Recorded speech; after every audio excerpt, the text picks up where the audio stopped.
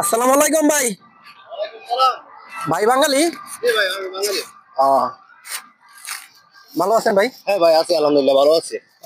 ভাই দেশের বাড়ি কই? আমার দেশের বাড়ি নরসিংদী জেলা। আপনি ইউরোপে আছেন কতদিন? ইউরোপে আছে 3 বছর। ডকুমেন্ট আছে? জি ভাই, ডকুমেন্ট আছে। আহ, তো ভাই আমি শুনলাম আপনি নাকি এই জমিটা কিনছেন। হ্যাঁ ভাই, জমি কিনছি। এই এত বড় জমি কিনছেন আপনি? শতাংশ জমি আছে, 120 শতাংশ। 120 শতাংশ? জি।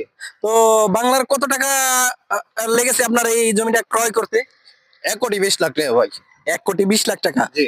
আহ, আচ্ছা, আপনি 1,20,00,000 টাকা, এত টাকা লেগেছে, আপনি কি এমন চাকরি করেন, কি আপনার ইনকাম সোর্স, আপনি এত টাকা কিভাবে একসাথে ম্যানেজ করলেন? ভাই, এই দেশের ব্যাংক থেকে আমি লোন নিয়েছি টাকাগুলা। এদেশ থেকে, ইউরোপের থেকে লোনের সিস্টেম আছে? জি জি, ইউরোপের লোনের সিস্টেম আছে।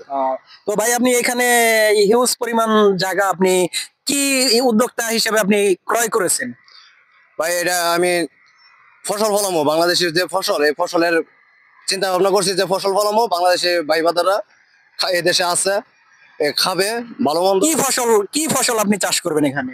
যেমন এদেশে টমেটো, বেগুন, তারপরে কাঁচামরিচ, তিতা করলা, এগুলা চাষ করবো ভাই। তাই? যাক, ভালো, আপনি কৃষি উদ্যোক্তা, খুব ভালো লাগলো। তো এগুলো আপনার এবছরে আপনি এই যে কি ফসল ফলাইছেন আপনি? এটা তো ভাই এই যে এটা ইউরোপের ভাষা বলে সিরিজ।